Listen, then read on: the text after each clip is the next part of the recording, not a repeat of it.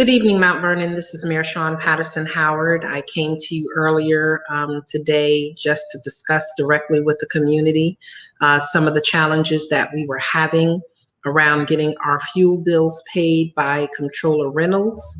And yes, that we had declared a state of emergency around a fuel crisis here in the city of Mount Vernon, as our DPW fuel station, which we usually keep very full, has now gone to empty.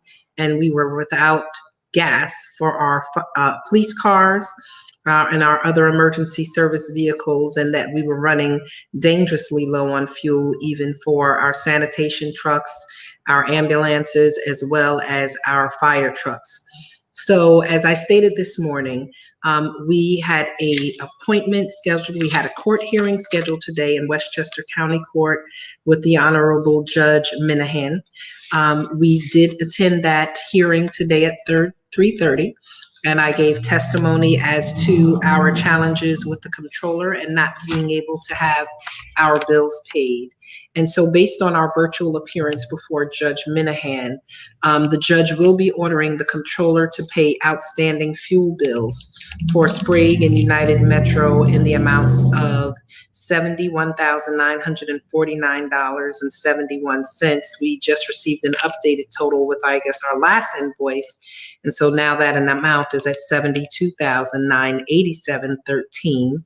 As I stated before, she did make a $22,000 payment one day last week. United Metro, we owe $71,237.46. And so the judge is ordering that payment to be made also. The judge will, we believe, order those payments to be made by this Friday, April 2nd at 12 noon.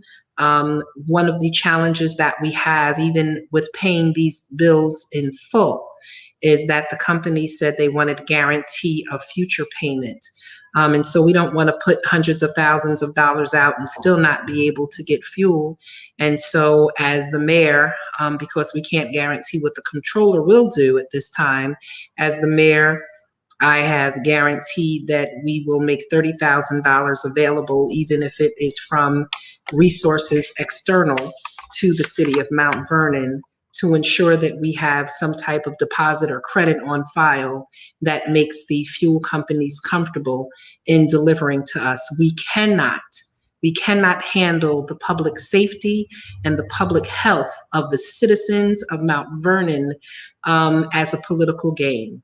We are very serious about doing the business of Mount Vernon. I promised when I ran as mayor, and I promised when I was sworn in as mayor, that I would tell you the truth, that I would be transparent, and that I would not play political games, that I would always work and strive to be the adult in the room. And I believe I have held to that standard.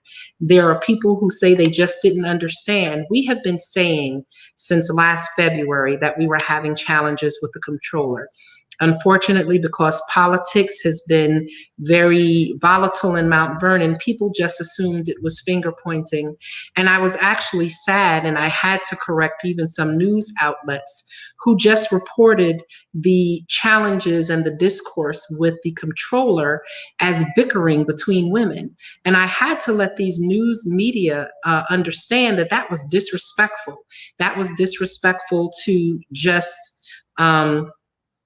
dilute the seriousness around our fiscal challenges here in Mount Vernon, between my office and the comptroller's office, and her failure to do her job is bickering. This is not about bickering. This is about me as the mayor, duly elected to serve as the mayor in the city of Mount Vernon, trying to work with a person who has decided to pretty much abandon their job duties to pay for the bills and execute the bills for the city of Mount Vernon. The comptroller continues to try and confuse the public by saying that she does not pay the bills. The mayor pays the bills. Mount Vernon, I serve as the chief executive officer of this city. As the chief executive officer, I am overseeing public safety. I oversee all of the different departments and commissioners. The comptroller is the duly elected official to manage the fiscal operations of the city, and she is the CFO. The CFO is the person who was responsible for cutting the checks for the bills. Each one of my departments consistently attempts to bring the vouchers down to the controller so that she will process the vouchers and that she will cut the checks. It is very challenging when she refuses to accept the checks, refuses to accept the vouchers so that we can get checks cut. So we're not here to play a political narrative. We are here to do the business of the city. We are asking the comptroller, even though Judge Minahan is going to order the comptroller to pay these bills by Friday at noon to ensure that our cars, our public safety vehicles are able to operate without interruption. I pray that she does. If she does not pay them, Mount Vernon, we're going to have to ask the court to take further actions. We should know that just by bringing bills to her and asking them to be processed, that they should be paid. We should have the confidence that a judge ordering the comptroller to pay bills, that they will be paid. But I've now lost confidence in her ability to carry out the very basic functions of her office. I've lost confidence in her responsibility and ability to manage the internal controls and allow her staff to do their job. Mount Vernon, I am asking that we stop allowing people to divide us as residents of Mount Vernon. I am asking that we stop allowing blogs and robocalls to be what we look at as legitimate news. We have legitimate challenges. We absolutely do. And they did not start on January 1st, 2020, when I came into office. We've had challenges for years. We are working, the office of the mayor, my administration, and all of my departments, our commissioners, deputies, directors, and line staff, we are working very hard along with the council to really bring Mount Vernon into order. But unfortunately, we do not have a responsible, competent, or professional person working with us in the comptroller's office. You might say that's unprofessional of me to say that, but it is true. It is very difficult to work with someone who refuses to work with you. Yes, Maria LaRue, I've used it over and over again. The comptroller's actions or inactions represents a dereliction of duty. And yes, she should be removed. The comptroller's actions and inactions do go against New York State Penal Law 195.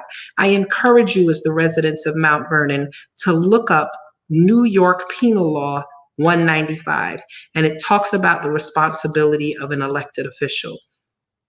And so in there's obstruction of governmental administration, there's obstruction of public safety, there's obstruction of fire.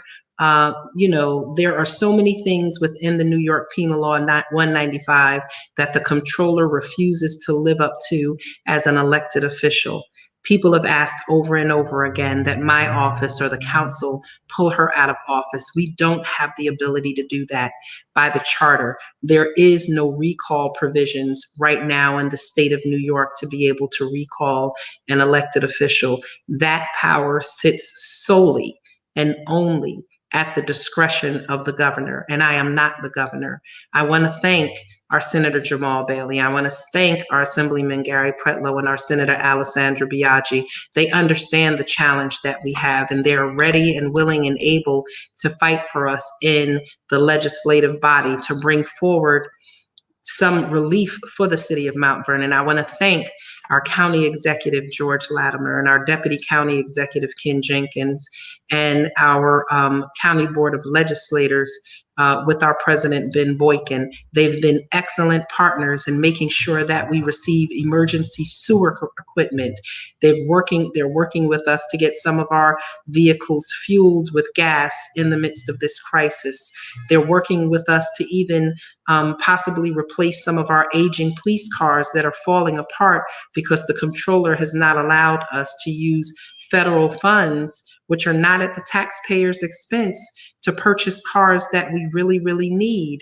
I want to thank Pro Asphalt, who, even though we have not paid them for months, did allow us to pick up some asphalt from their canal place office so that we could start filling some of the potholes. Mount Vernon, we have $2.7 million sitting right in the New York State Department of Transportation Fund through Pave New York funds and CHIP funds, which is highway funds, that the controller refuses to give us access to because she refuses to pay a 2018 paving bill that the court has ordered her to do. I'm going to repeat that.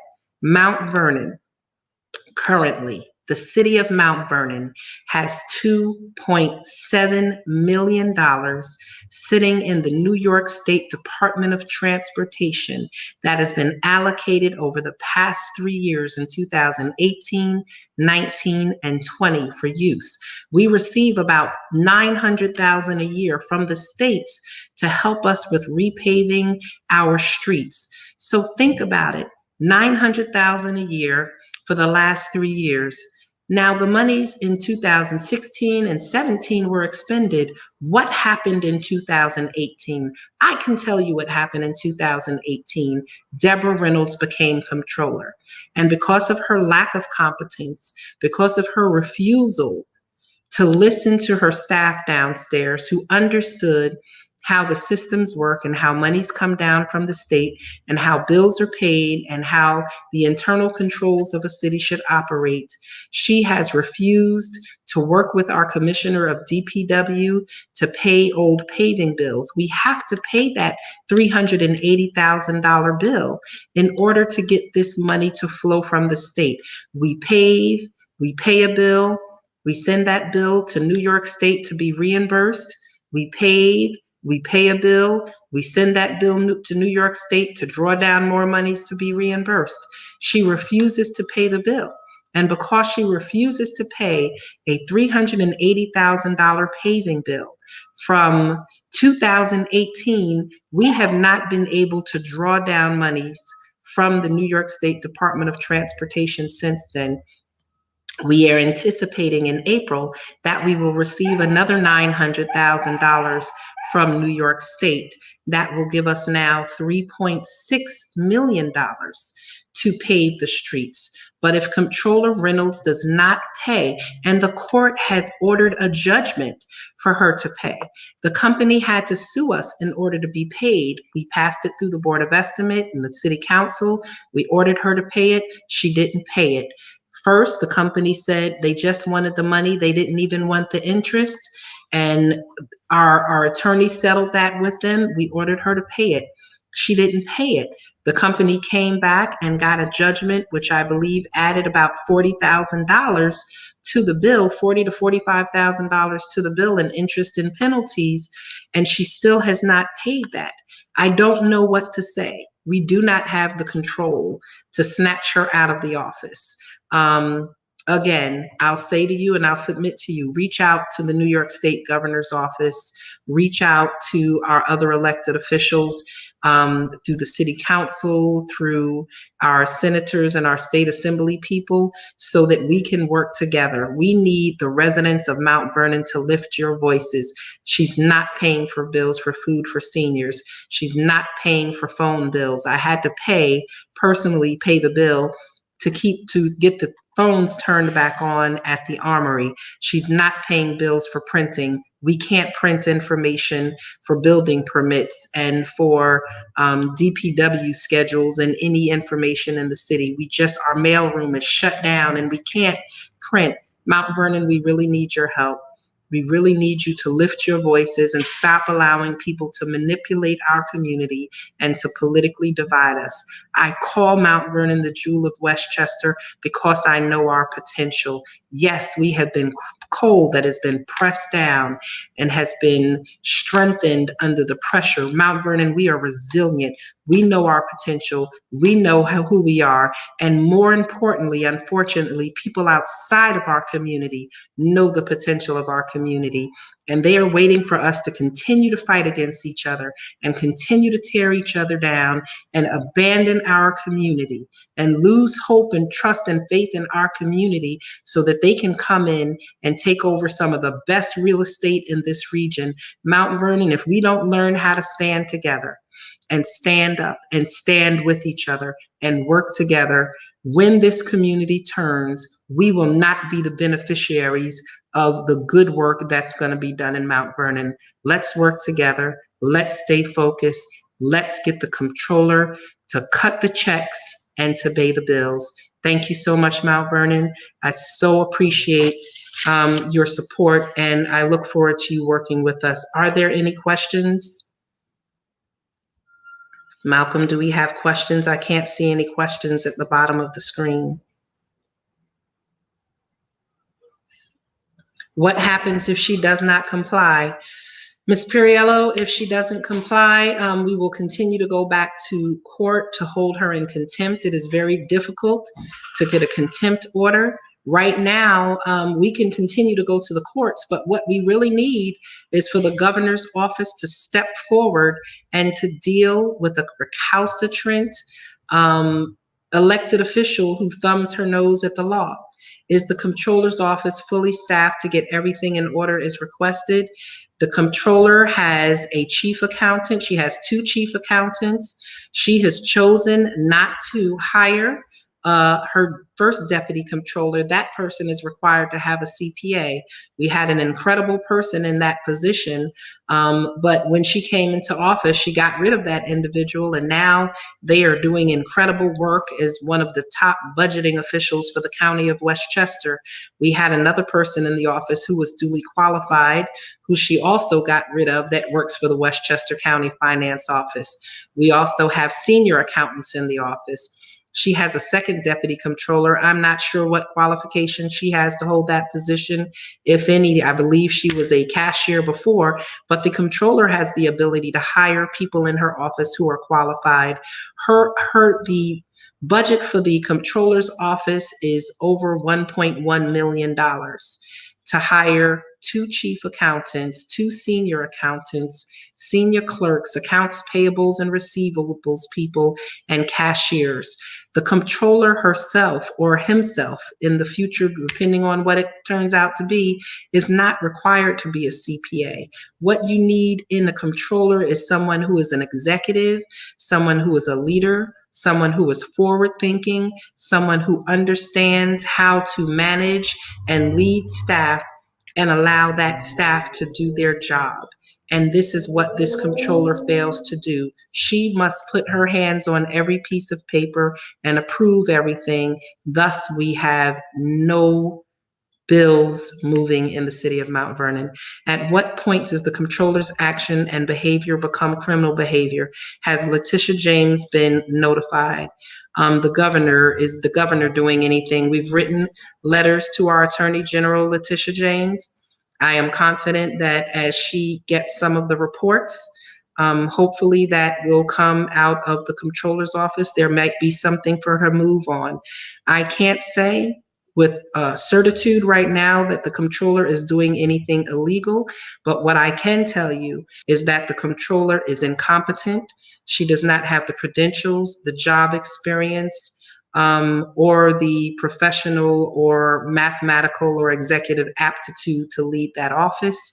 And that is why the work of that office has not been done for the past 3 years. What we are experiencing now is the continuous decline of work being put out by the comptroller's office, the refusal of her to collect taxes, the refusal of our comptroller to pay bills, the refusal of our comptroller to hire qualified staff, and the refusal of our comptroller to allow her qualified staff to execute their jobs as it is listed in their job description.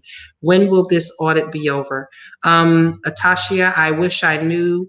This stage of the audit has been going on for a while right now. The only people who could answer that question is the state comptroller's office.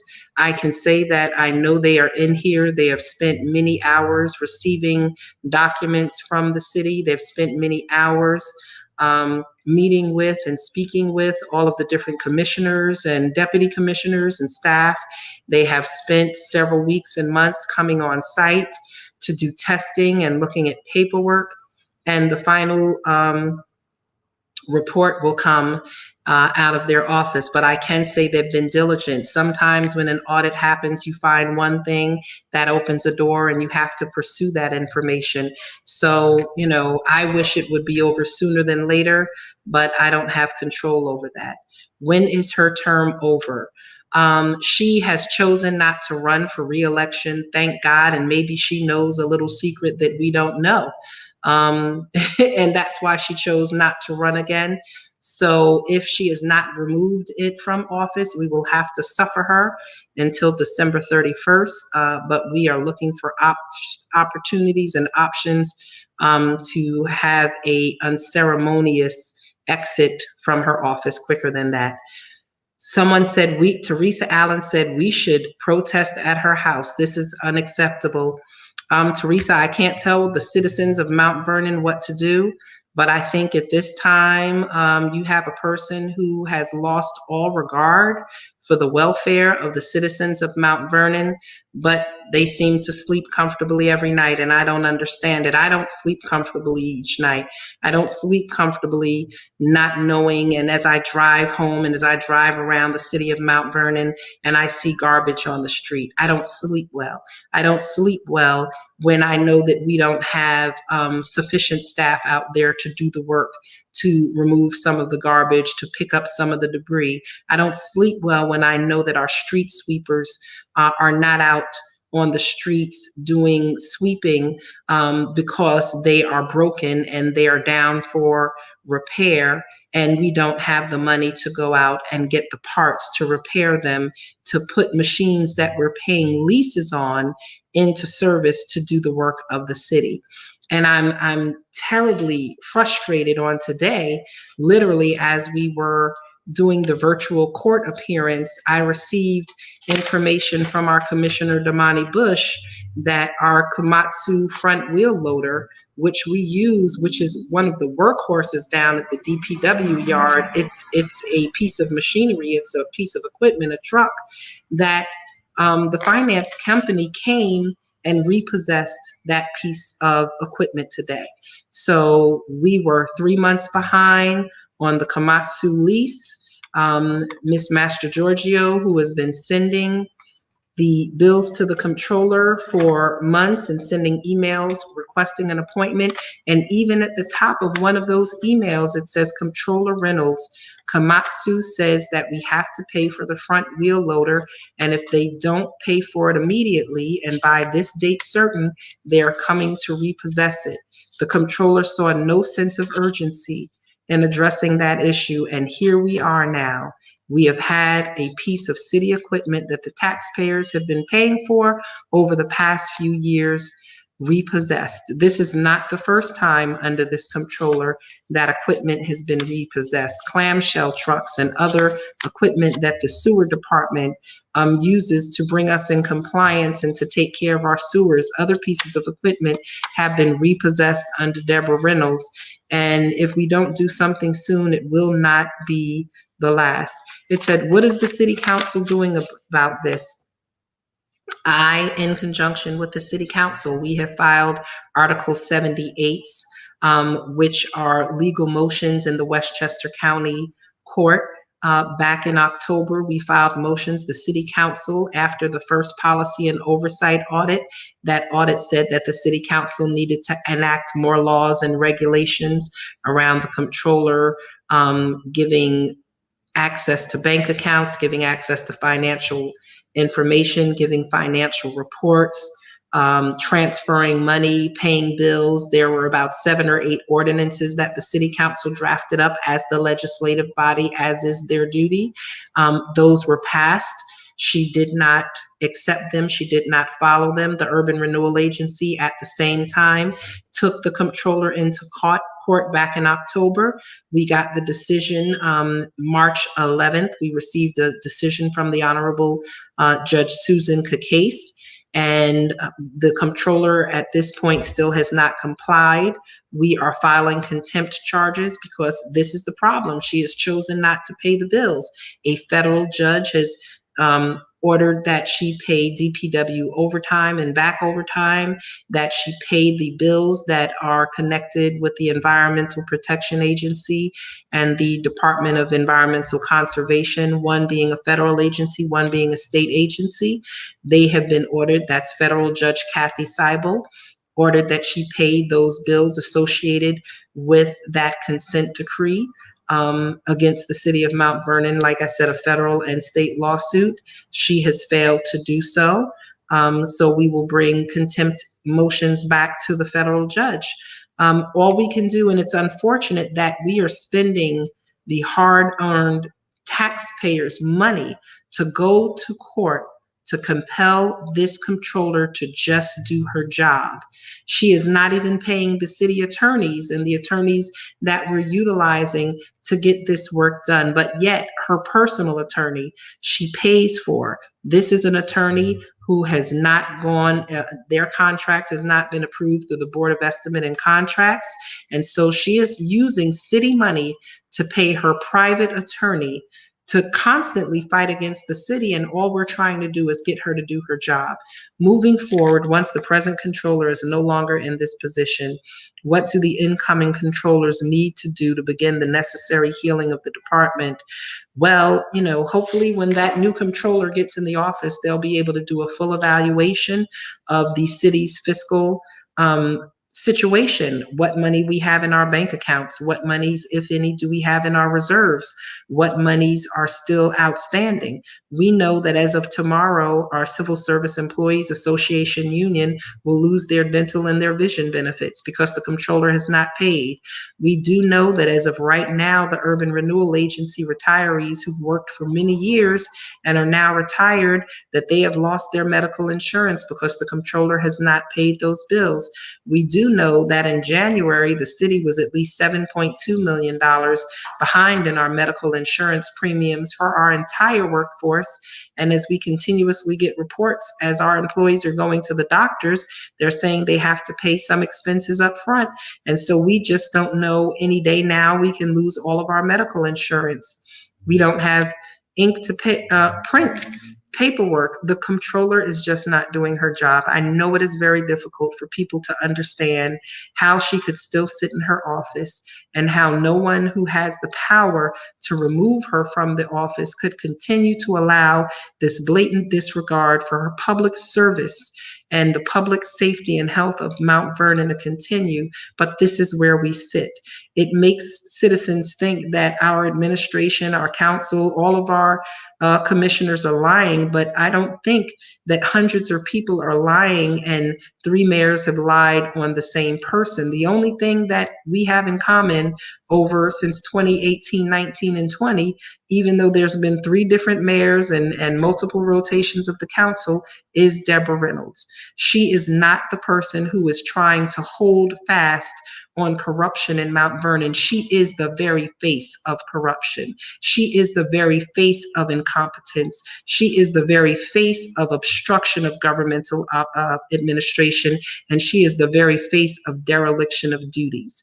This is not about who is sitting in this seat. I'm not interested in cutting checks. I'm not interested in getting access to the money. I am committed to making sure that she pays the bills because that is the only way that we can provide services to you. Mount Vernon residents, it's time for you to stand up. It's time for you to rise up. And it's time for you to demand more from those that have been duly elected to take care of the finances here in Mount Vernon. I don't need you to send me one more email, nor write me another thing on Facebook asking me why the comptroller is not doing her job. Maybe it's time for the citizens of Mount Vernon to go directly to the comptroller. Maybe it's time for you to go to her office and speak to her.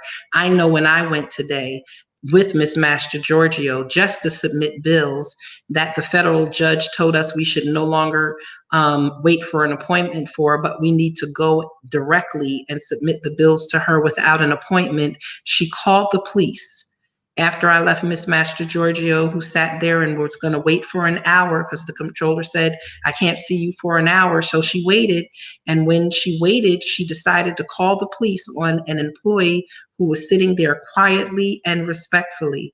And so I went down to the office. Let's be clear about what happened. I went down to the office to make sure that my staff was not arrested and to make sure that drama and chaos did not ensue. She called the police. The police came over. The police did not see any chaos. They didn't see anyone storming the office. The comptroller has a video camera in her office. Please demand that she prove and release the video camera evidence of anyone storming her office. It just did not happen. We sat and we waited patiently and respectfully to be addressed. She refused to address us.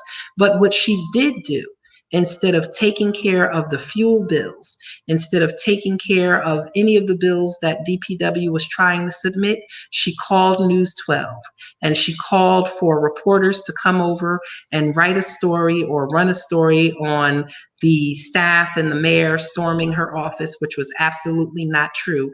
Instead of taking 10 or 15 minutes to receive the bills and process the bills and get back to us later on what she might need, she sat in her office with News 12 reporters for a half an hour to spin a tale of lies and deceit and to continuously point the problem away from her. So, Comptroller Reynolds, you never want to speak to News 12 when they call you, but today you wanted to call the police on a person trying to submit bills to get paid so that we could have gas paid for. You wanted to call the police on someone who was submitting vouchers so that we would not be sued and held out of compliance by the Federal Department of Justice and the New York State Attorney General. Comptroller Reynolds, do your job. Mount Vernon, we need you to become more active. We need you to tap in, not to complain about potholes, not to complain about garbage, but to hold the comptroller accountable so that we can bring you consistent services and bring them to you on a quality level as you pay your taxes. Thank you, Mount Vernon. We appreciate you. Thank you for tapping in, tuning in, and please speak to your neighbors. Please let people know what's really going on, because what's really going on is Mount Vernon is being hurt. I'm not worrying about us being the laughing stock. That's something that people already look at. But there are more people around this county and around this state that are rooting for Mount Vernon, that want to see Mount Vernon win, that believe in Mount Vernon's future. And if there are people who believe in us, it's time for us as Mount Vernonites to stand up and start believing in ourselves and speaking truth, not sharing lies. Thank you, Mount Vernon. Have a great night, and God bless you.